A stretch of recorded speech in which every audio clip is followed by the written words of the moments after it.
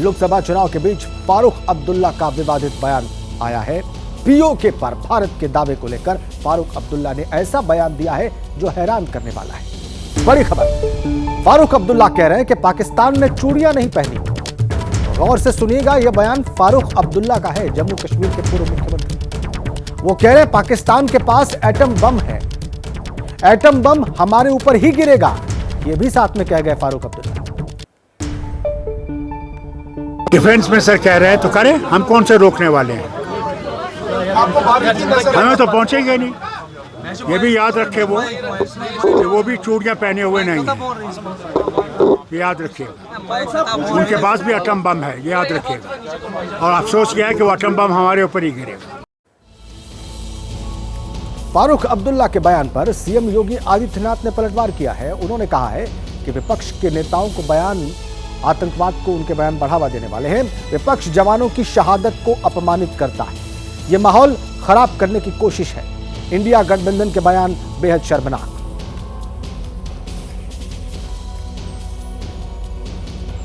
कांग्रेस हो, national conference हो या समाजवादी पार्टी,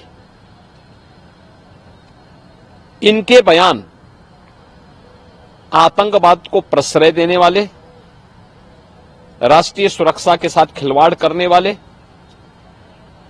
भारत के बहादुर जवानों की शहादत को अपमानित करने वाले हैं। चुनाव के दौरान या उसके आगे पीछे भी इस प्रकार के बयान देशद्रोही तत्वों के दुस्साहस को बढ़ाता है और देश में अनावश्यक एक माहौल खराब करने का कुत्सित प्रयास होता है। इंडी गठबंधन का यह कृत्य अत्यंत निंदनीय है और चूंकि इनके किसी भी नेता पर कोई नियंत्रण नहीं है, इसलिए जो उनकी मर्जी में आता है वो उस प्रकार की भाषा का अपने तरीके से, अपने राजनीतिक स्वार्थ के लिए उस प्रकार का भाषा का उपयोग अपने स्वार्थ के हिसाब से करते हैं। यूपी सीएम का बयान आपने सुना। अब लोकसभा चुनाव में पीओके कल लेकर जो बयानबाजी हो रही है उस पर अब पारा हाई होने वाला है। एनसीपी नेता उमर अब्दुल्ला ने भी पीओके को लेकर बयान दिया है। उन्होंने कहा कि रक्षा मंत्री जो करना चाहते हैं वो करें। उमर अब्दुल्ला ने केंद्र सरकार पर सवाल उठाए हैं कि आपसे यहां के हालात तो संभलते नहीं हैं। मुझे ये बताएं, रोका किसने उनको? किसने रोका? आपने कहीं पे किसी से ये कहते हुए सुना कि मत लाएं? लाइए जनाब, हम कौन है रोकने वाले? लेकिन जो हिस्सा उनके पास पहले है उसको तो ठीक करें। यहाँ के हालात सबको मालूम है, यहाँ संभलता नहीं। जो अभी आपके पास है नहीं उसको लेने चले। उमर अब्दुल्ला की बात आपने सुनी। वो कह रहे हैं रोका किसने आपको, लेकिन उनके पिता फारूक अब्दुल्ला ने क्या कहा एक बार फिर से देखिए। डिफेंस में सर कह रहे हैं तो करें, हम कौन से रोकने वाले हैं। हमें तो पहुंचेंगे नहीं। ये भी याद रखे वो भी चूड़ियां पहने हुए नहीं है, ये याद रखिएगा। उनके पास भी एटम बम है, ये याद रखिएगा। और अफसोस किया है कि वो एटम बम हमारे ऊपर ही गिरेगा। पुंछ में हुए आतंकी हमले में शहीद जवान विक्की पहाड़े का आज अंतिम संस्कार किया जाएगा। शहीद विक्की पहाड़े मध्य प्रदेश के छिंदवाड़ा के रहने वाले थे। सुबह करीब 9 बजे हवाई मार्ग से शहीद विक्की पहाड़े का शव छिंदवाड़ा पहुंचेगा और यहां राजकीय सम्मान के साथ उन्हें अंतिम विदाई दी जाएगी। शहीद के पैतृक गांव नोनिया करबल में उनका अंतिम संस्कार किया जाएगा।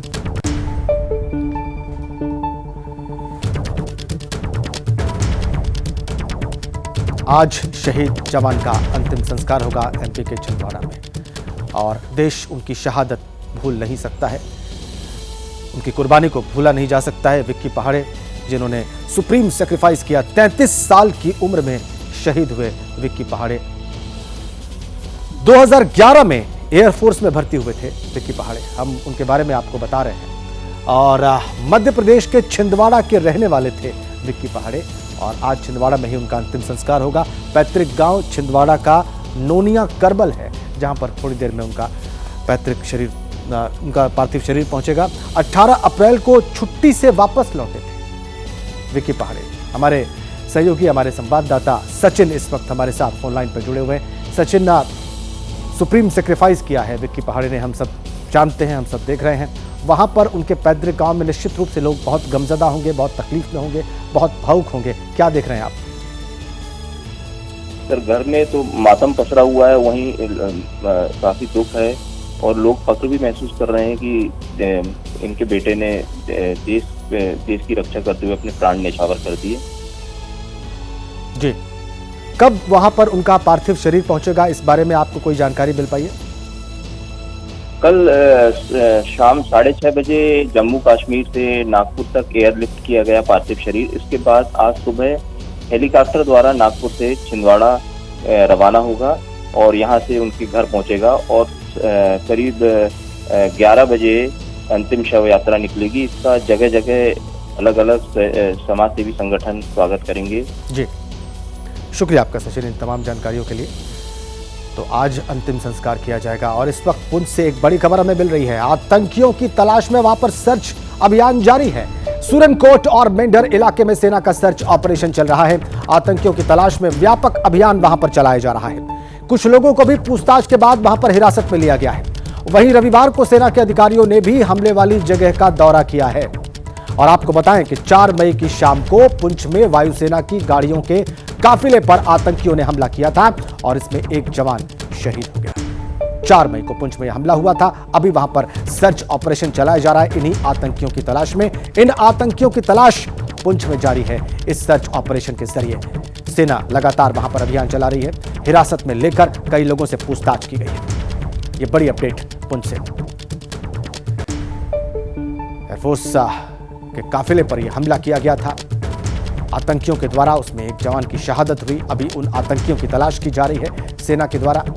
कुछ लोगों को हिरासत में लिया गया है, उनसे पूछताछ की जा रही है ताकि सुराग लग सके आतंकियों का।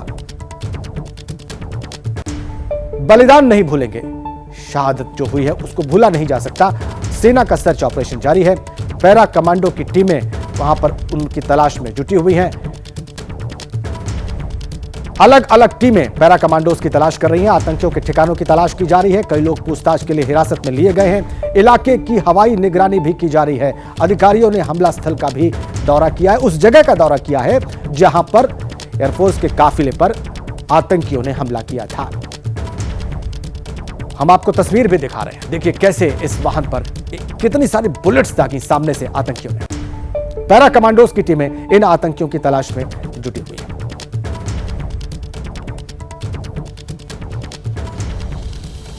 चलिए आगे बढ़ते हैं। एक और बड़ी खबर आपको देते हैं। पुंछ में सेना के अधिकारियों ने हमले वाली जगह का दौरा किया है और इसमें बड़ी खबर यह है कि आतंकियों के हमले के बाद जंगल में भाग जाने की आशंका है। अधिकारियों ने बताया कि ज्यादा से ज्यादा लोगों को हताहत करने के लिए एके असॉल्ट राइफल्स का इस्तेमाल भी किया गया था आतंकियों के द्वारा। जहां पर हमला हुआ उस जगह का दौरा किया है अधिकारियों ने। आइए आपको कुछ और डिटेल्स देते हैं और आपको विस्तार से बताते हैं अधिकारियों के दौरे के बारे में और उसके बाद जो चीजें सामने आई हैं उनके बारे में। पुंछ हमले में जो चीजें निकलकर सामने आ रही हैं वो हम आपको बताते हैं। जंगल में भागे हैं आतंकी। एयरफोर्स के काफिले पर हमला करने के बाद एके असॉल्ट राइफल्स का इस्तेमाल किया इन आतंकियों ने। अमेरिकी M4 कार्बाइन राइफल का भी इस्तेमाल किया है इन आतंकियों ने एयरफोर्स के काफिले पर हमला करने के लिए। अमेरिकी M4 कार्बाइन का, स्टील की गोलियों का भी इस्तेमाल किया गया इन आतंकियों के द्वारा हमला करने के लिए। ये डिटेल्स निकलकर सामने आई हैं, ये खुलासे हुए हैं। स्टील की बुलेट्स चलाई गई हैं आतंकियों के द्वारा एयरफोर्स के काफिले पर। ये तमाम चीजें वहां पर जब अधिकारियों की टीम पहुंची है जहां पर हमला हुआ था उसके बाद निकलकर सामने आई है। शहादत को लेकर अब देश में इधर सियासत भी शुरू हो गई है। बीजेपी और कांग्रेस आमने सामने है। स्टंटबाजी हो रही है, हमले नहीं हो रहे। पिछली बार भी जब इलेक्शन आते हैं तो ऐसे स्टंट खेले जाते हैं और बीजेपी को जिताने का संविधान तैयार किया जाता है। ये तैयार किए हुए सारे पहले से तैयार करके हमले करवाए जाते हैं। ये बीजेपी को जिताने का एक स्टंट होता है, इसमें सच्चाई नहीं होती। लोग मरवाने और लोगों के लाशों पे खेलना ये बीजेपी को आता है। जवान जो शहीद हो जाते हैं अब फिर चुनाव आता है तो ये मोदी जी हड़बड़ाहट करवाते हैं लोगों को, केवल इन लोगों ने लड़वाने का काम किया, हिंदू मुसलमान कराने का काम। शहीद जो हुए ये सब किनके वजह से हुए? ये मोदी जी के वजह से हुए, नहीं तो पहले कहाँ कोई शहीद। घटिया मानसिकता कांग्रेस की और क्या हो कि जिन्होंने पहले तो अपने ही सेना के जवानों को सशक्त करने की बजाय, हथियार देने की बजाय, बुलेट प्रूफ जैकेट देने की बजाय, लड़ाकू विमान देने की बजाय 10 साल तक दलाली खाने का इंतजार किया। ये वो लोग हैं कांग्रेस के और इनके सहयोगी दल जो पार्लियामेंट पे अटैक करने वाले अफजल गुरु को भी रात को 2:30 बजे अदालत खुलवाकर उनकी फांसी की सजा माफ कराने।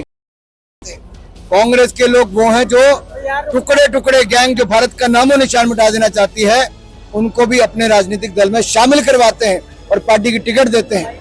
कांग्रेस ने जो देश का साथ अन्याय किया है वो देश कभी भूलेगा नहीं। जवान का शहीद होना कांग्रेस के लिए नौटंकी और ड्रामा है, राजनीतिक ड्रामा है। ये है कांग्रेस का असली चेहरा, ये है गांधी परिवार का असली चेहरा। ये कोई नई बात नहीं है। कांग्रेस के खून के अंदर ये घटियापंथी है। कांग्रेस के खून के अंदर आर्मी के प्रति, एयरफोर्स के प्रति या हमारे सैनिकों के प्रति ऐसी भावना है। ये गंदी राजनीति से बाज नहीं आ सकते। ये वोटों की तुष्टीकरण के लिए, पाकिस्तान को खुश करने के लिए किसी कदर भी नीचे गिर सकते हैं। और इसीलिए चरणजीत सिंह चन्नी ने ऐसा घटिया बयान दिया है, क्योंकि पाकिस्तान आजकल राहुल गांधी की तारीफ कर रहा है और चरणजीत सिंह चन्नी हमारे जवानों की शहादत को एक नौटंकी और फ्रॉड और ड्रामा बता रहे हैं। आज प्रधानमंत्री मोदी 2 राज्यों में चुनाव प्रचार करेंगे और सबसे पहले पीएम मोदी ओडिशा जाएंगे। इसके बाद आंध्र प्रदेश में भी चुनावी प्रचार को वो धार देंगे। प्रधानमंत्री मोदी आज भी चुनाव प्रचार करेंगे, ओडिशा में भी चुनाव प्रचार करेंगे। आइए थोड़ा सा आपको और डिटेल में बताते हैं कि प्रधानमंत्री मोदी आज कहां पर चुनाव प्रचार करने वाले हैं। हम आपको डिटेल्स में बताने जा रहे हैं आज कहां पर हुंकार भरेंगे पीएम। तो देखिए, बेरहामपुर ओडिशा में सुबह 10:15 बजे उनकी जनसभा है। इसके बाद नवरंगपुर ओडिशा में दोपहर 12:45 पर उनकी रैली है। फिर राजमुंदरी आंध्र प्रदेश में दोपहर 3:30 बजे उनकी चुनावी सभा है। और फिर आगे अनकापल्ली आंध्र प्रदेश में ही है, वहां पर शाम को 5:45 बजे एक जनसभा को संबोधित करेंगे प्रधानमंत्री नरेंद्र मोदी। ये उनका शेड्यूल है।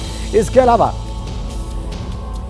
अलावा आपको बताएं कि आज बीजेपी और कांग्रेस के दिग्गज भी चुनाव प्रचार में उतरेंगे। गृह मंत्री अमित शाह भी आज चुनाव प्रचार करेंगे। आइए आपको विस्तार से बताते हैं, तस्वीरें भी दिखाते हैं। और ये रही आपकी स्क्रीन पर गृह मंत्री अमित शाह पश्चिम बंगाल और बिहार के दौरे पर रहेंगे। बीजेपी के अध्यक्ष जेपी नड्डा तेलंगाना में रहेंगे और वहीं मध्य प्रदेश में राहुल गांधी प्रचार करेंगे। प्रियंका गांधी उत्तर प्रदेश की 2 सीटों पर रायबरेली और अमेठी में चुनाव प्रचार करेंगी। और वो इन तस्वीरों के माध्यम से हम आपको दिखा रहे हैं कि कौन सा बड़ा राजनेता आज किस स्थान पर चुनाव प्रचार करेगा। बीजेपी, कांग्रेस और जो दूसरे राजनेता हैं वो आज कहां पहुंचेंगे। चलिए आगे बढ़ते हैं। लोकसभा चुनाव के लिए दिग्गजों का नामांकन भी है आज। हरियाणा के पूर्व मुख्यमंत्री और बीजेपी प्रत्याशी मनोहर लाल खट्टर करनाल में अपना नामांकन दाखिल करेंगे। और वहीं उत्तर पूर्वी दिल्ली से कांग्रेस के कन्हैया कुमार भी अपना नॉमिनेशन दाखिल करने वाले हैं। कन्हैया कुमार की बीजेपी के मनोज तिवारी से टक्कर होने वाली है उत्तर पूर्वी दिल्ली में।